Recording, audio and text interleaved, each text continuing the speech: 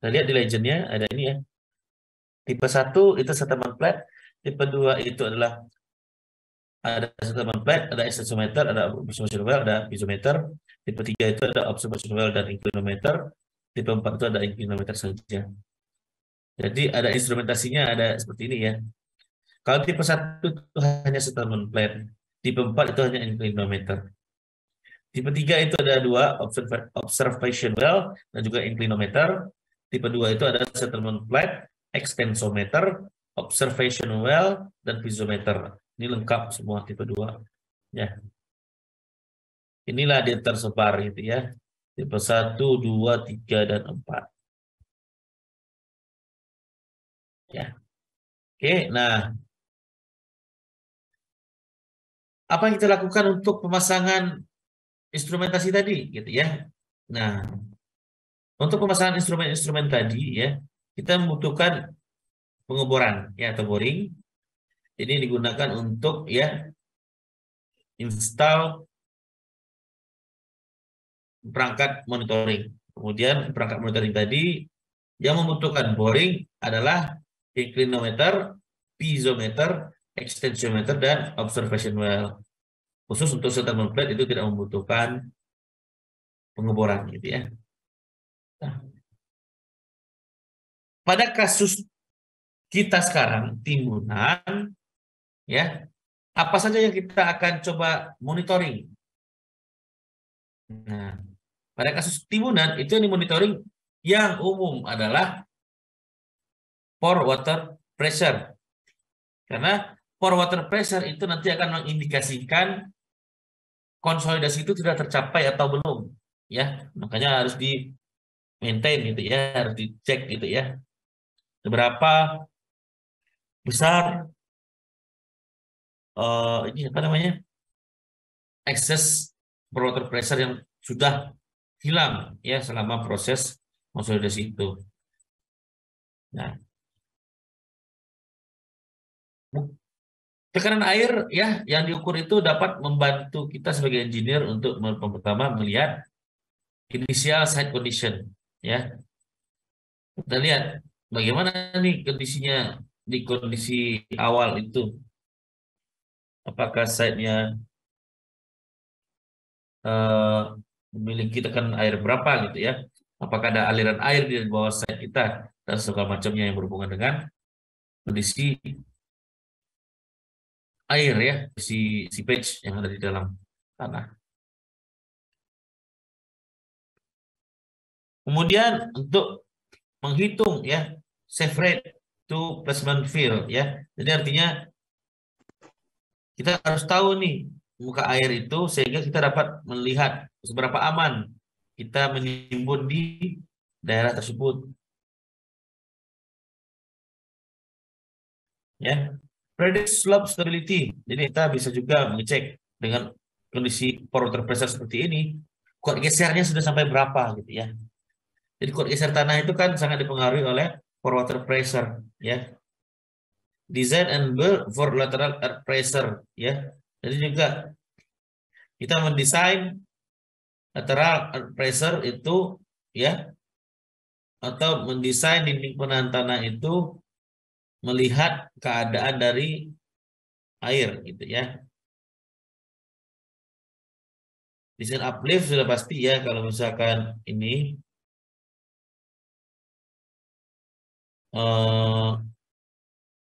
ada air pasti ada gaya angkatnya ya. Kemudian monitor for effectiveness of drainage scheme. Jadi kita melihat seberapa besar terjadi konsolidasi itu. Sudah seberapa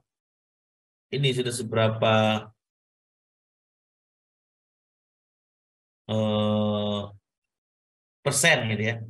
Konsolidasi telah terjadi gitu. Aktualnya kita akan bisa monitor dengan menggunakan pore water pressure-nya. Nah, apa alat yang dibutuhkan untuk memonitoring ini? Alatnya dinamakan piezometer. Nah, ya, alatnya dinamakan piezometer, yaitu alat untuk mengukur tekanan air pori. Ya, yang perlu diingat itu alat untuk menghitung tekanan air pori. Ya, alat untuk menghitung tekanan air pori. Sehingga tekanan hidrostatis itu dihitung, excess for water pressure itu juga dihitung, ya. Kalau kalian punya tanah seperti ini ya. Nah, muka air itu misalkan di sini, ya. Terus dipasang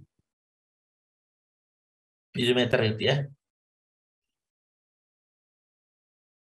Di sini misalkan kalian stop. Nanti piezometer itu kan dia ke atas dia. Nah, ya, di sini kemudian nanti piezometer itu akan sampai mana tinggi muka air di piezometer? Apakah sesuai dengan ini yang di lapangan atau naik? Nah, harusnya kalau misalkan tidak ada aliran, muka air itu pasti akan rata ini, rata dengan tanahnya. Ya, jika ada tekanan, dia akan memberikan informasi berupa kenaikan muka air di sini.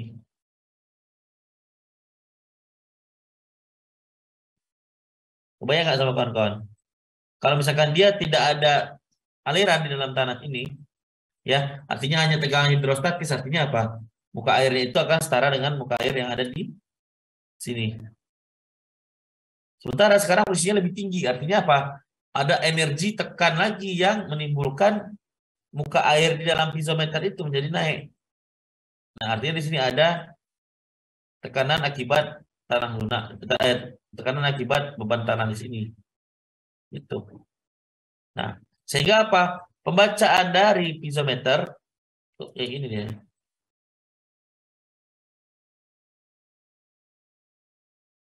Pembacaan dari piezometer itu kan U ya.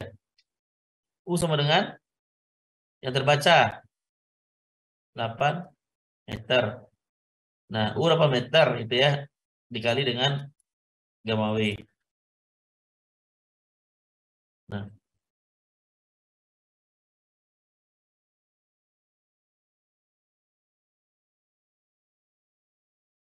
ya, dari sini ngerti ya. Harusnya di sini ya U 8 meter itu hidrostatik. Tapi sorry, ini yang terbaca di yang terbaca di piezometer. Cuman di hidrostatik ini 7 meter cuman jaraknya. 7 meter kali gamma W. Kali gamma W. Sehingga selisihnya apa? Selisihnya adalah 1 kali gamma W, gamma W. Nah, selisihnya ini dinamakan excess for water pressure. Nah, itu nanti bakalan hilang selama proses konsolidasi. Ya, tekanan air pori berlebih ya. Tekanan air pori berlebih akibat ada beban timbunan. Itu akan terbaca di isometer. Nah, tinggal kalian cari aja berapa tekanan hidrostatis yang terjadi harusnya. Dilihat muka air tanah, dilihat nanti titik tinjaunya di mana, berapa jaraknya dari muka air tanah itu adalah tekanan hidrostatik. Jika ada lebih ya tekanan itu, maka itu dinamakan tegangan air pori berlebih. Oke, tidak ada kita lihat di sini. Nah, piezometer itu ada 3 jenis. Ada yang namanya itu standpipe ya. Ada yang kedua tuh pneumatik, ada yang vibrating wire. Nah, standpipe ya itu open hydraulic ya or Cassatt Grande piezometer. Nanti akan terlihat muka air pada piezometer jenis standpipe. Itu ya. Nah, lubang untuk piezometer itu seperti ini kawan-kawan. Ya, biasanya seperti ini susunannya untuk yang standpipe. Nah, ada bentonitnya, kemudian juga ada sand intake zone ya. Jadi ini zona yang ditanam dengan pasir. Jadi pipa kita tuh masuk ke sini nanti. Nah, seberapa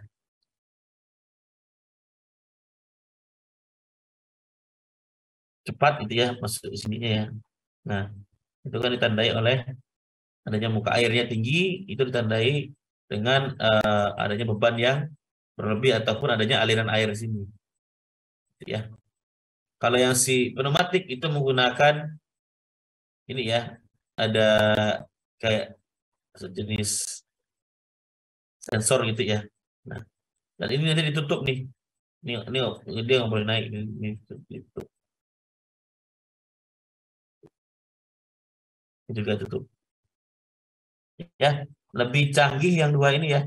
Dia menggunakan sensor gitu ya, menggunakan ada pembacaan nanti. Kalau ini kan masih melihat muka air, di mana muka air saya berada gitu ya. Nah, itu tiga jenis ya dari piezometer yang umum digunakan gitu ya. Nah, ini komparasinya ya. Komparasi dari piezometer jenis ini ada kelebihan dan kekurangan pasti ya. Misalkan standpipe itu simple dan tidak ada untuk kesalahan lah gitu ya. Jadi kesalahannya itu minimal karena kita langsung mengamati gitu.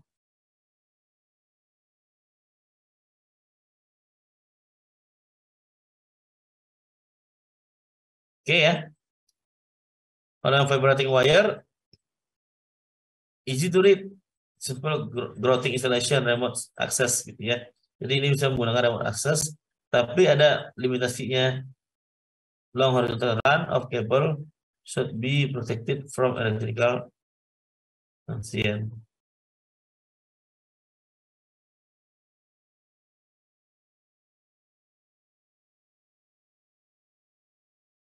Ya, pneumatik kelebihannya remote access, no effect by electrical transient, tapi slow reading time.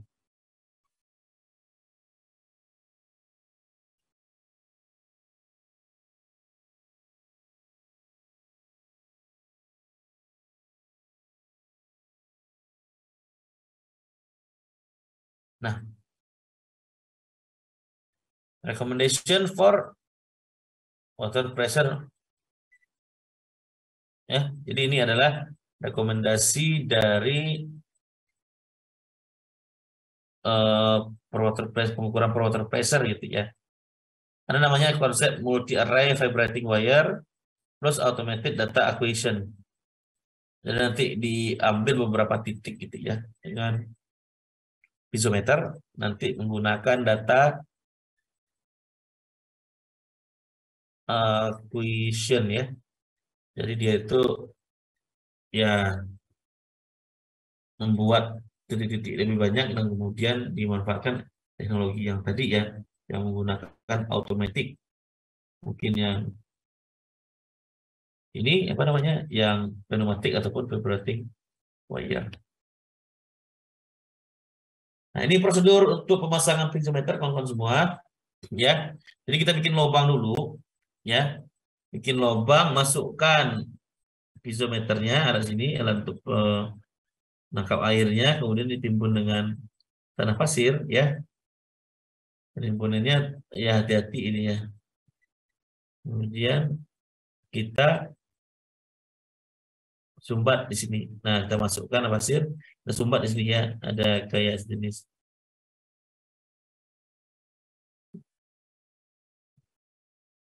ya. Masukkan ini apa namanya? Pembatasnya kayak sejenis semen gitu ya. Kemudian di sini juga kita lihat setelah ditimbun dengan semen gitu ya. Digrot lagi. Digrot. Nah, kemudian baru nanti kita bisa baca. Kenapa harus dibuat sekedap mungkin ya? Karena kita berasumsi kita hanya melihat di sini. Ya,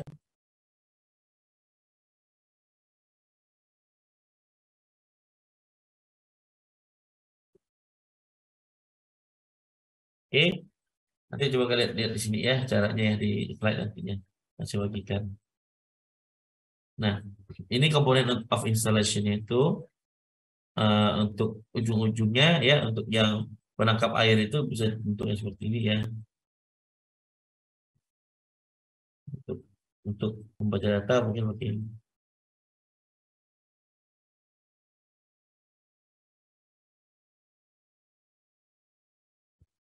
Nah, Ini pressure yang dibaca oleh piezometer, ya. Nah, kalau di sini kita bisa lihat ya bahwa piezometer itu awal pembacaannya di sini.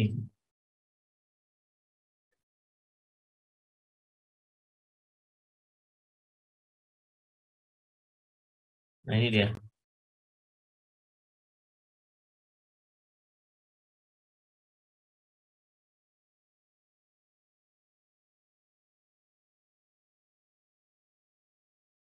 Nah, ini yang saya bilang tadi, ini adalah excess water pressure nih.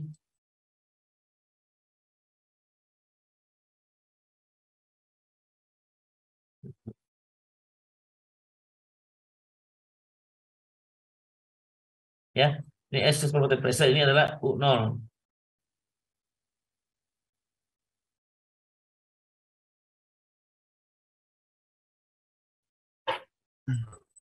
Izin bertanya Pak. Ya, silakan, Ci. Jadi Pak, itu penggunaan apa pneumatik sama vibrating Pak itu ada nggak sih pada penggunaan apa digimeter itu tuh dalam kondisi apa gitu Pak yang tepat penggunaan dari itu Pak. Kemudian untuk kedalaman yang tadi Pak untuk penggunaan apa tadi alat digimeter itu ada ketentuannya nggak Pak untuk kedalamannya Pak bagaimana? Mungkin itu Pak. Terima kasih Pak. Oke, ya, saya coba jawab, Ci, ya. Kalau untuk menggunakan mana yang pneumatik, mana yang vibrating wire, mana yang standpipe, itu tidak ada ketentuan khusus ya untuk konstruksi ini harus standpipe. Untuk kondisi ini harus ini ya ketersediaannya aja. Karena standpipe kan tadi lumayan ini ya, lihat pas dibandingkan itu slow reading. Kita mau slow reading nggak? Gitu. Tapi kelebihannya dia full electrical, ya, full remote access gitu loh. Jadi artinya di sini dia bisa ditinggal saja gitu, nggak perlu dicek-cek. Mahal tapi ya tekanannya itu ada range-nya ya. Kalau yang paling ini kan vibrating wire itu lebih besar. Tekanannya sampai 500 psi ya, pounds per square feet inch gitu ya. Nah, cuman ada kelebihan ada kekurangan, kita mau pakai yang mana gitu. Dan juga untuk pemasangan di piezometer itu sebenarnya tidak dalam-dalam juga ya. Karena beban itu pengaruhnya sampai beberapa meter sih gitu ya. Ya kan bisa hitung influence of embankment load itu kan dengan menggunakan metode 21H aja. Pertambahan tegangannya paling besar di mana? Biasanya di permukaan juga sih. Mungkin hanya di 5 meter, 5 meter, 6 meter gitu ya. Pasang ini. Yang penting apa? Intinya. Intinya adalah kita tahu excess water pressure ini udah sampai berapa ininya nilainya gitu ya. Sehingga kita bisa kategorikan, oh ini sudah mengalami konsolidasi 100%. Ini sudah mengalami konsolidasi sebesar 50%. Kita cek dari excess water pressure yang tadi. Nah, apakah dia sudah kembali ke U0 atau tidak? Kalau dia sudah kembali ke U0, maka itu sudah dipastikan konsolidasinya sudah tercapai. Gitu ya. Nanti, Oke Pak. Jadi nah, nungguin sampai grafiknya itu kembali kayak ke nol gitu Pak ya. Dilihat dari grafik ini Pak. ya, itu gunanya monitoring gitu.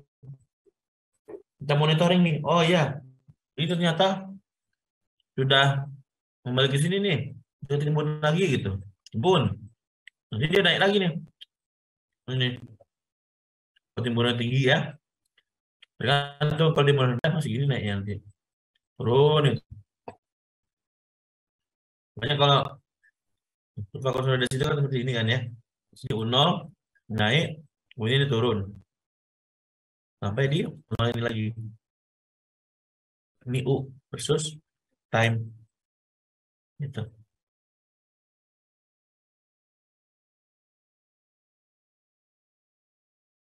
Rinci ya. Ada yang lain? Bagaimana, Ci? Ya, baik Pak. Paham, Pak. Terima kasih Pak.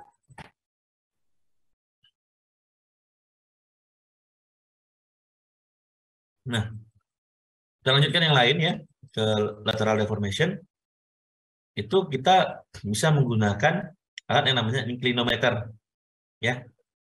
Inclinometer untuk melihat deformasi lateral dari lereng timbunan ataupun dinding basement ataupun yang lain. Pokoknya melihat deformasi lateral. Tapi yang perlu diingat kawan-kawan, inclinometer itu hanya bisa menghitung, bukan menghitung, hanya bisa memprediksi ya deformasi lateral setelah dia dipasang. Ya, bukan deformasi lateral dari awal mulai digali gitu ya. Tapi setelah terjadi timbunan itu, dipasang dulu inclinometer, baru kebaca dari posisi di awalnya. Dan juga inclinometer ini kalau dibangun, ya kalau dibuat itu harus vertikal 90 derajat gitu ya.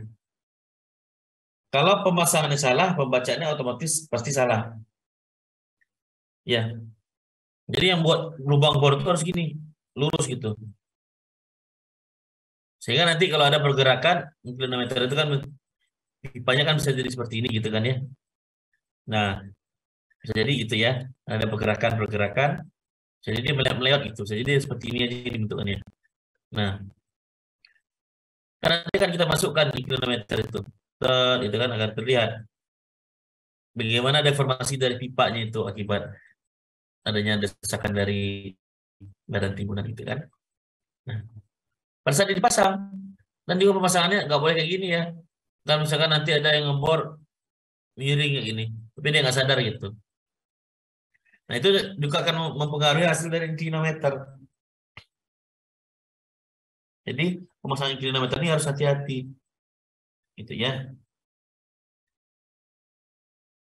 Jadi apa namanya itu? Jadi harus jadi konsentrasi kita untuk melihat inclinometer ini pemasangannya bagus atau tidak gitu ya.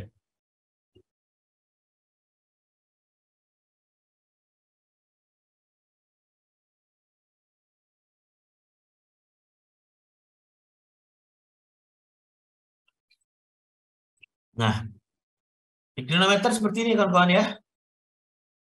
Dibor ya, dibor. Nanti ini akan dipasang casingnya. Ini namanya casing ya. Guide casing namanya ya. Nah, guide casing ini nanti akan kalau kita tampak atas seperti ini bentukannya. Nah, ini.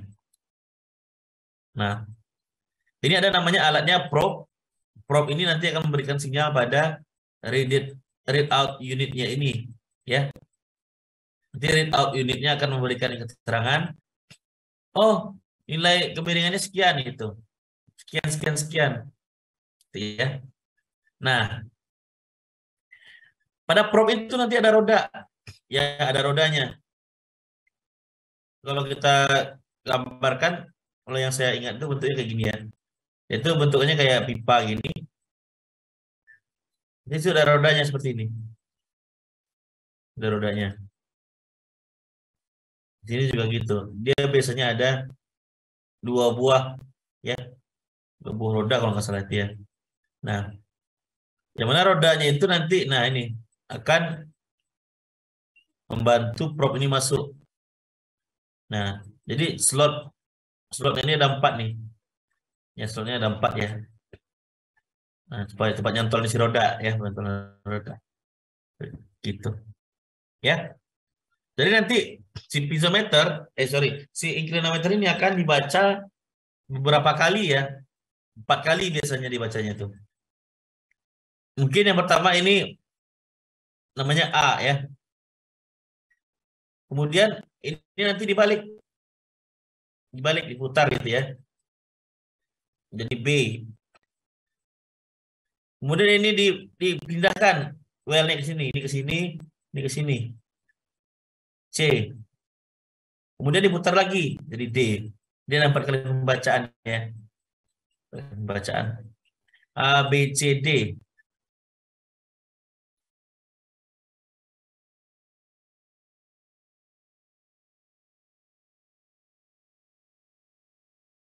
Dan juga nanti inclinometer itu biasanya dibaca per 50 cm. Jadi nanti setiap 50 cm berhenti, readout unit dibaca berapa. Kemudian 50 cm lagi masuk, dibaca readout unit berapa gitu ya.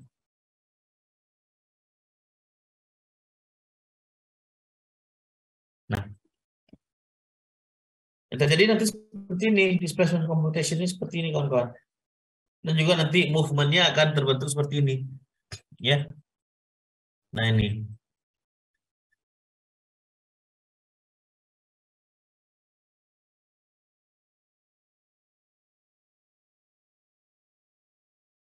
Ya. Ini untuk pemasangan inclinometer ya kawan-kawan ya. Di bor, kemudian di bor itu memasukkan casing, kemudian baru di grout dengan bentonit ya, dengan bentonit. Nah seperti itulah bentukannya. Nanti full, nanti di atasnya ini akan diberikan protective cover untuk memproteksi pipa ini tetap ini ya kering ya. Ininya si pipa guide ya tadi ya.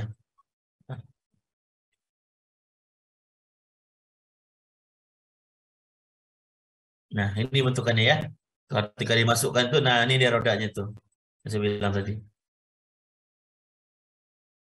Ya, di propnya nanti akan memberikan informasi kepada readout unit. Ya, kenapa prop ini bisa memberikan informasi? Karena prop itu nanti akan ada jenis cairan sebenarnya di dalam sini. Ketika ada kemiringan, pasti cairan itu akan ikutan miring kan ya. Nah, itu yang dibaca oleh readout unit ini. Nah, sampai di mana end of cap kita berada.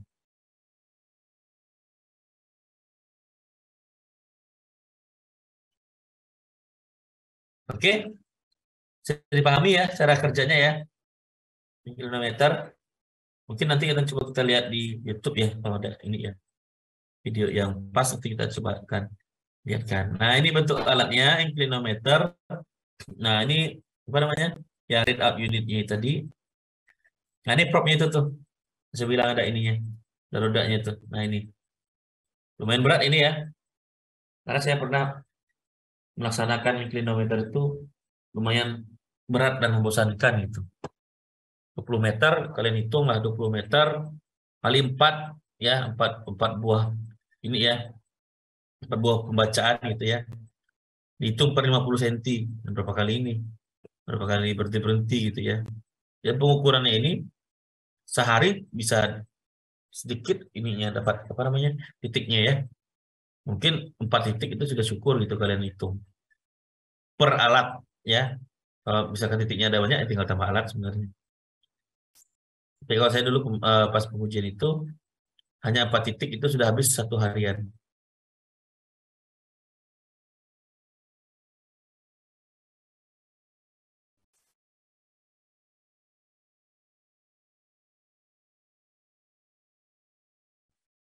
Nah, ini casingnya. Nah, di sini rodanya itu nanti akan nyantol itu. Nanti dia akan jalan rodanya itu. Nah, ini propnya ya, yang tadi ya saya bilang ya. Nah, ada rodanya. Emang sengaja miring ini dia, memang miring ini rodanya bentukannya.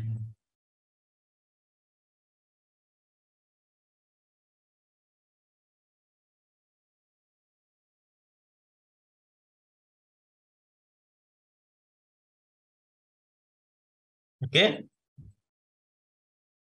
Nah, ini dia alatnya. Ini pembacaannya ya. Hasil dari pembacaan itu diplot ya. Cumulative displacement gitu ya. Versus kedalaman. Ini data pada direction X.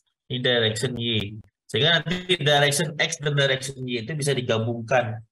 Nah, maka akan terlihat kalau kita plot di polar coordinate akan terlihat kemana sih arah timbunan itu akan rubuh. Gabungan dari arah X dan arah Y. Gitu ya.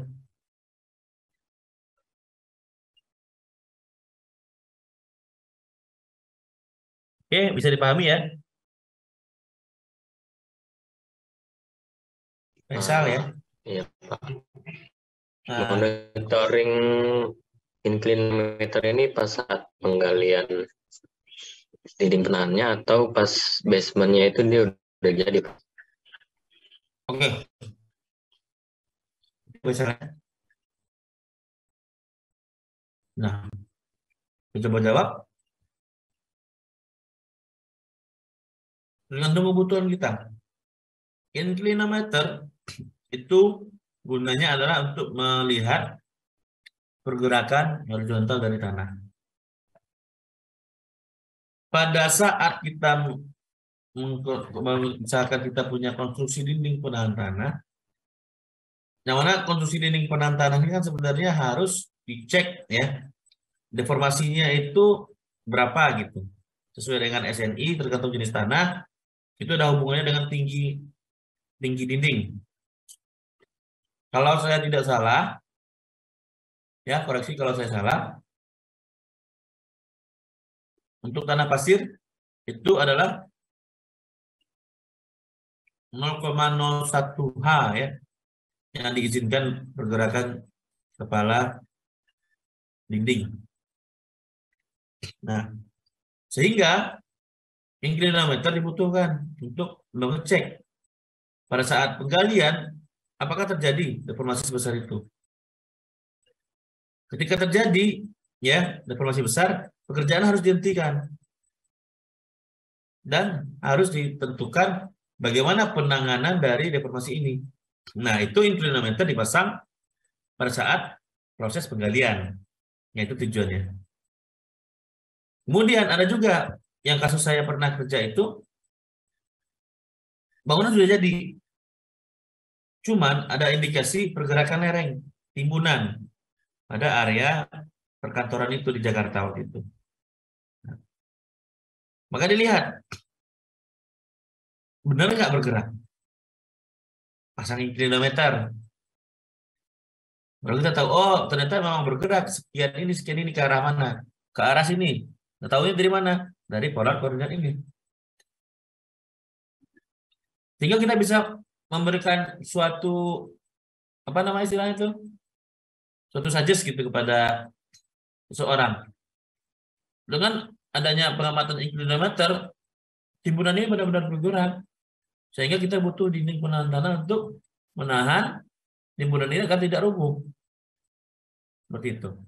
Nah, itu kondisinya di mana inclinometer dipasang pada saat setelah konstruksi. Sama kasusnya juga di jalan raya. Di jalan raya kita pasang itu inclinometer adalah setelah konstruksi jadi. Kalau kita ingin ngecek kestabilan dari lereng jalan kita. Ataupun kasus yang tadi, dia melihat inclinometer setelah konstruksi. Ya, kan dia akan membangun PLTU tadi itu ya. Contoh di awal itu, yang ada peta-peta tadi ya, yang ada denah tadi itu ya. Nah, dilihat seberapa stabil sih tanah timbunan saya ini. Nah, itu dipasang setelah konstruksi selesai. Jadi dilihat dari manfaatnya ya, dilihat dari kondisi ininya, butuhnya itu untuk apa gitu, Faisal. Seperti itu dari saya.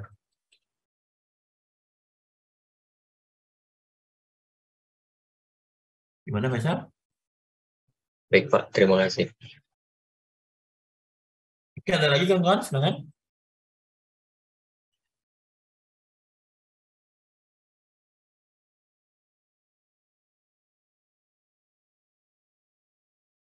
Oke, kalau tidak ada kita lanjutkan ke monitoring vertical deformation. Tadi kita sudah menghitung excess water pressure ya, tekanan air pori. Kemudian kita juga sudah bisa mengecek untuk pergerakan lateral. Kemudian yang terakhir yaitu vertical deformation. Ya, karena kita di geoteknik itu yang dicek pasti pergerakan dan juga air pori gitu ya.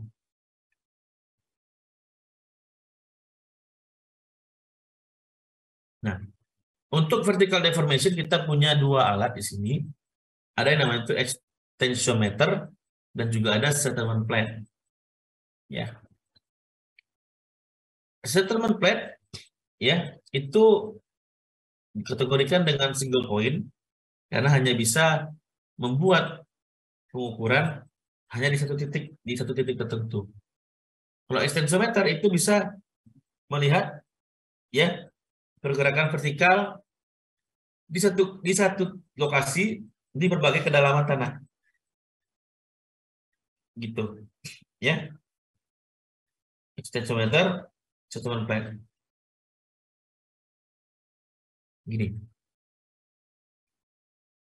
Yang pertama itu ada namanya settlement plate, ya, single point. Single point itu ini ya, bentukannya seperti biasa aja, papan biasa aja gitu. Si settlement plate itu. Plat, nanti di sini ada meterannya. Pipanya itu ada meterannya. Ya. Platnya boleh dari steel, dari wood atau dari konkrit, ya. Yang dipasang di atas ground surface original. Ya. Jadi muka tanah yang asli itu ditaruh aja ini, ditaruh, bukan dia apa-apain, ditaruh aja, tetap ditaruh aja. Tidak ada perlakuan khusus. Ditaruh, sini ada penghitungnya, ada meterannya. Bayangkan ya, kayak kalian pegang rambu lah gitu. Ini plat yang ada ukurannya. Kemudian ditimbun, ya. Pada saat ditimbun kan dia turun ya, tanah di bawahnya kan turun. Nah, nanti akan tahu seberapa besar penurunan. Sangat-sangat simpel sekali konsep dari settlement plate, ya. Tanah asli, kalian taruh alat pengukur, ini tanah asli ini alat pengukur, ditimbun, kan turun, kan ketahuan. Pada saat awal konstruksi itu dia di ketinggian berapa, setelah beberapa waktu, ya, nanti dia akan disangkutkan di sini. Ya, ternyata memang namanya spider magnet ya, bentuknya kayak laba-laba ya. Nah, namanya spider magnet, ya, akan dipasang di setiap kedalaman mana yang diinginkan itu ya.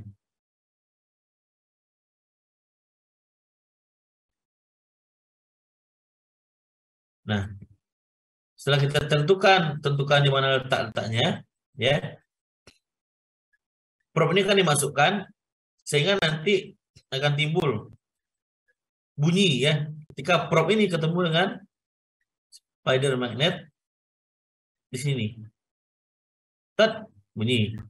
Lewat, masuk lagi ke sini dia bunyi lagi. Masuk ke sini dia bunyi lagi. Nah, bunyi itu nanti akan ditransfer gitu ya. Transfer kedalaman berapa sih dia tuh ini bunyinya gitu. Kan kita bisa tahu kan ya. Karena ini nyantol ke tanah ya. Ini kan nyantol ke tanah nih spider web ini, spider magnet ini.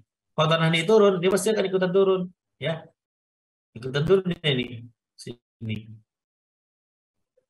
Sehingga didapatkan apa? Profil penurunan tanah.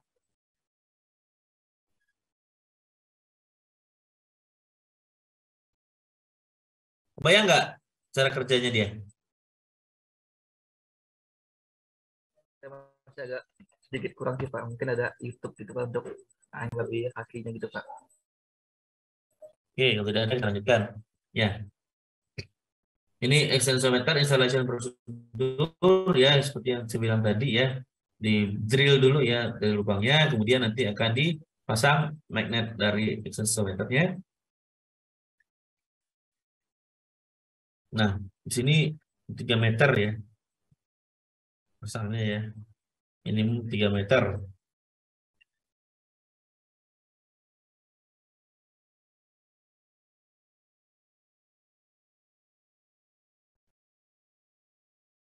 Nah, ini dia. Single point, multi point. Ada namanya extensometer, ada yang namanya settlement plate.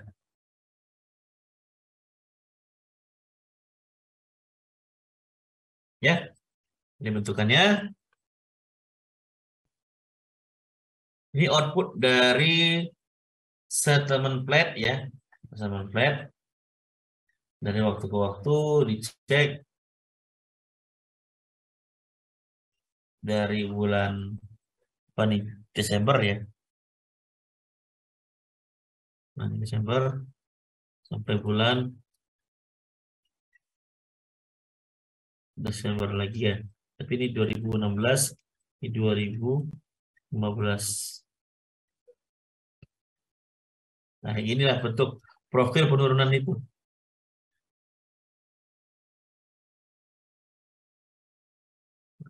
Yang berdasarkan dari settlement plate kurang lebih mirip-mirip dengan si extensometer. Ya, mana extensometer itu lebih banyak yang dia lihat. Misalkan di 3 meter kita tanam, di 4 meter kita tanam lagi magnetnya, sehingga dapat itu untuk ininya apa namanya, kurva penurunan yang terjadi ya pada tanah kita.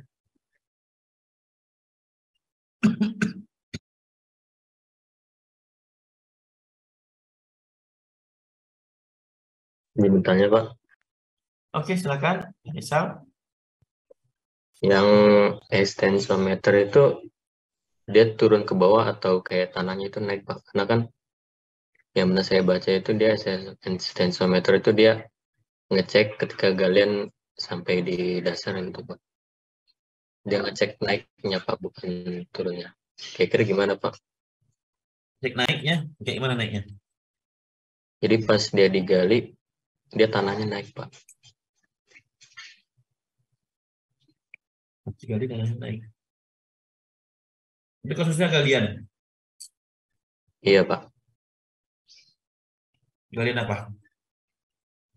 Galian basement. Dipasangnya di mananya? Misal? Di galian dasarnya Pak. Oke.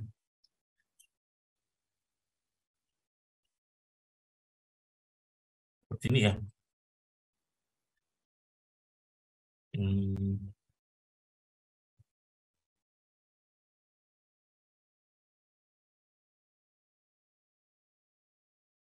Ini ya.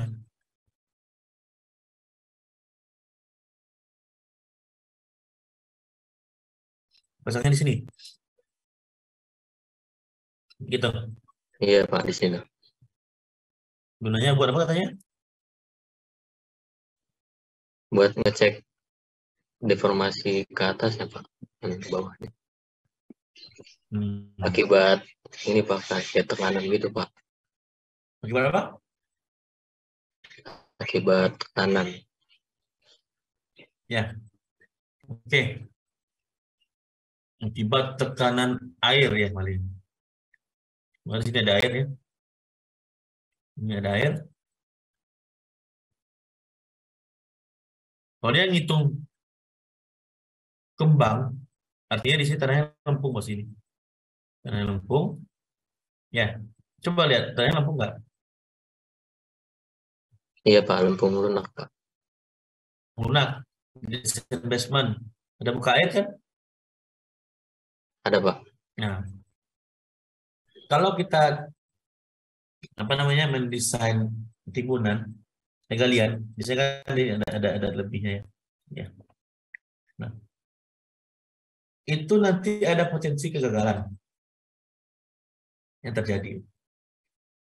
Kalau pada tanah pasir, biasanya dia namanya sand boiling atau piping. Akibat adanya laju aliran air ke sini, ya.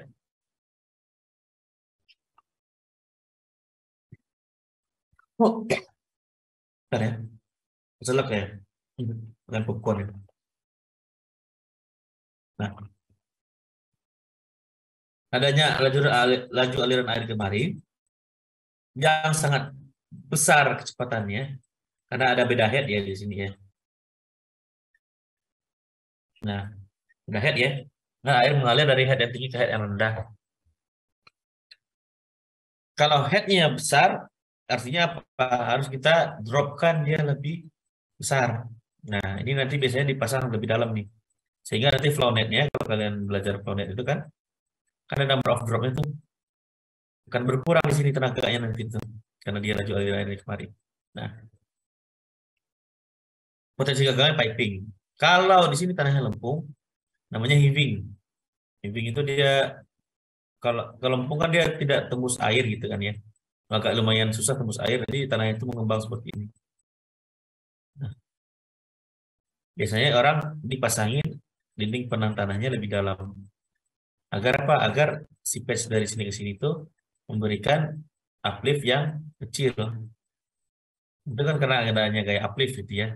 Dan yang kedua memang kalau misalkan lempung itu, ini misalkan apalagi basementnya itu dalam ya, yang biasanya terbebani oleh tegangan efektif berapa gitu ya, nilainya berapa, hilang, jenuh, ada potensi yang namanya swelling pressure-nya berapa, sehingga extensometernya malah ngukurnya ngembang jadinya, bukan turun, karena dia tidak terbebani ya.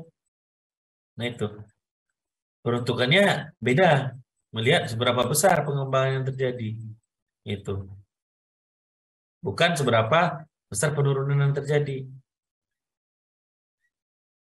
Ada toleransinya nanti, ini ngembangnya harus berapa ini nih pengembangannya, berapa besar. Kalau pengembangannya tidak terlalu besar ya tidak masalah biasanya. Ya, dicek dengan extensometer, oh ternyata ini tidak besar, lanjut kerjanya. Kalau besar, nanti apa? Sama kayak inclinometer tadi, kalau inclinometer bisa dipasang di sini nih, belakang ini. Jadi berdeformasi yang besar. Deformasi itu bisa lateral, bisa vertikal. Ya. Mungkin sudah mencapai batas toleransinya untuk vertikal ini. Apa yang dilakukan? Agar apa namanya? Agar membuat ini aman. Mungkin direkayasa muka airnya. Saya lakukan dewatering. Turunkan muka airnya sehingga apa? Headnya berkurang. Headnya berkurang, daya upliftnya berkurang. Gitu. Sampai pekerjaan itu selesai, baru nanti kita bisa pasang plat di sini kan. Plat yang kita bisa hitung dengan tinggi muka air sekian, headnya berapa, kita desain tulangannya berapa gitu, tebalnya berapa. Nah gitu jadinya. Lebih kepada arah monitoringnya tadi ya Kaisal ya. Kalau yang ini dipasangnya pada saat konstruksi, kalau yang timbunan itu biasanya pada saat setelah konstruksi terjadi gitu, baru kita pasang. Sehingga nanti ketika ada suatu tren deformasi itu besar, maka akan kita bisa lakukan penanganan lebih cepat sebelum dia runtuh. Karena konstruksi itu, baik geoteknik ataupun gedung, kalau dia mencapai kondisi batasnya, dia tidak langsung ambruk, tapi bertahap gitu. Ya, ada gedung yang tiba-tiba bur gitu, hancur. Pasti dia akan berdeformasi dulu besar. Nah, kita tahan. Sebelum dia berdeformasi besar sekali sampai dia mencapai kondisi failure, kita harus lakukan penanganan. Nah, itu gunanya monitoring itu. Mencegah yang namanya kerusakan lebih besar. Karena kita paham, kita tahu bahwa perhitungan yang kita lakukan itu tidak sepenuhnya berjalan dengan baik. Ya, prediksi di atas kertas kita biasanya dengan yang kita monitoring di lapangan itu biasanya lebih besar yang di atas kertas. Tapi tidak tertutup kemungkinan bisa terjadi kesalahan perhitungan. Gitu ya. Kan fondasi juga seperti itu. Fondasi kalian lakukan perhitungan dapat dimensi sekian sekian sekian. Tapi kita harus verifikasi lagi dengan apa? Uji lapangan. Nah, ini kita harus verifikasi lagi desain kita itu aman atau tidak dengan pengamatan di lapangan. Seperti itu.